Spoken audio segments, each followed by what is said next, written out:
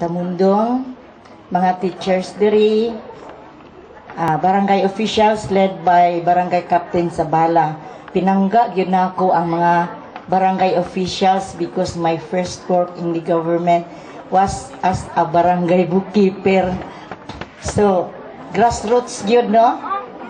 And then nakita nako nga naminaw mga estudyante ang virtues of love, generosity, and kindness are contagious. Makatakod. Mao na nga gikan kang governor, uy nga maoy nag-start, maoy champion sa pag-build og houses tanan municipalities. Og sayranta mo nga naka-build pud mi og buildings last year in the municipality of Laak.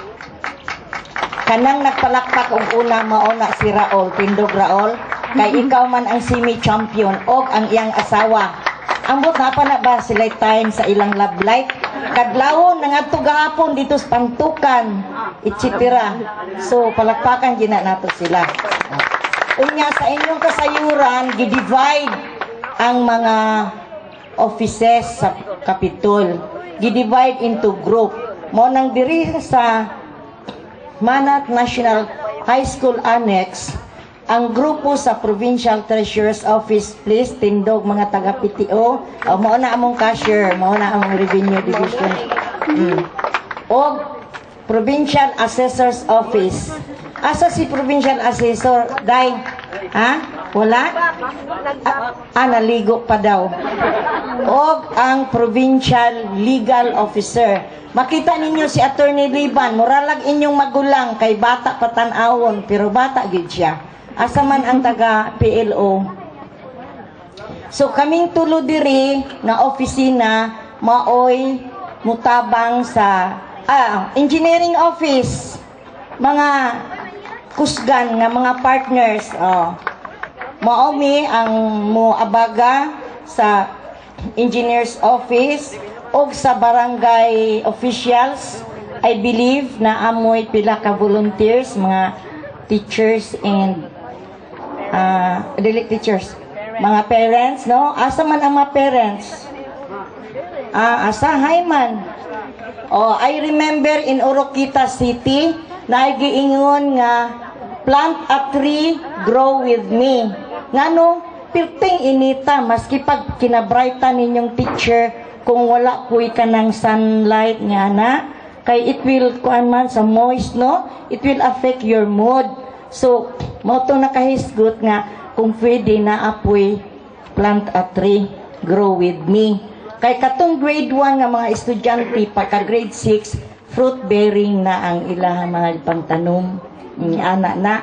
So, hinaot unta nga, kani nga start will make difference para sa mga estudyante diri. And I interviewed some of the students, ingon sila grade 7. Ang grade 7 mao ay nang equivalent sa first year, no? And when I asked them what is science, halawa sila kabalo. So kinahanglan magtuon jud mo ha mga libro, hatagan ta mo mga libro, basahon ninyo. Amang kwanta magpadunit pa ta.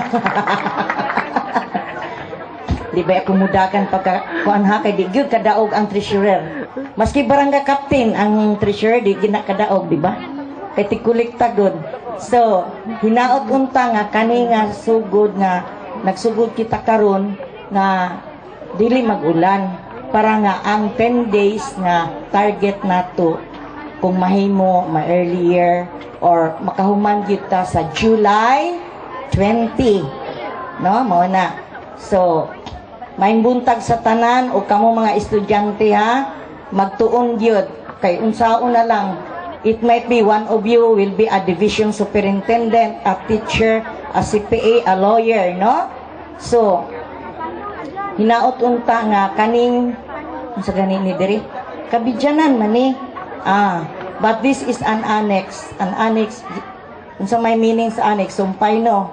So growing ang population, sa giingon na ang ato karong classroom needs nagaanam og kadaghan. So maing buntag sa tanan ug isip representative ni Governor, may I call on Raul. Unsaon man pag-kick off bidaw? Ha, I declare? O dali diri. Ikaw may ning appoint na ko. Nya sayaw. Oh, pwede na manindog mo tanan? Oh, unsa man? Ah, wala pa. I declare nga kurong. So, unsang orasan na ron? 9:40. In view of the inavailability of our beloved, kind, generous, and loving Provincial Governor Arturo T. Uy, who is not around, I declare this open. Nya, huwag man lagi na open naman na. Oh, palakpakan na ito tanan. Wanay lain, Raul, imong assignment. Oh, sige. Thank you and good morning to all.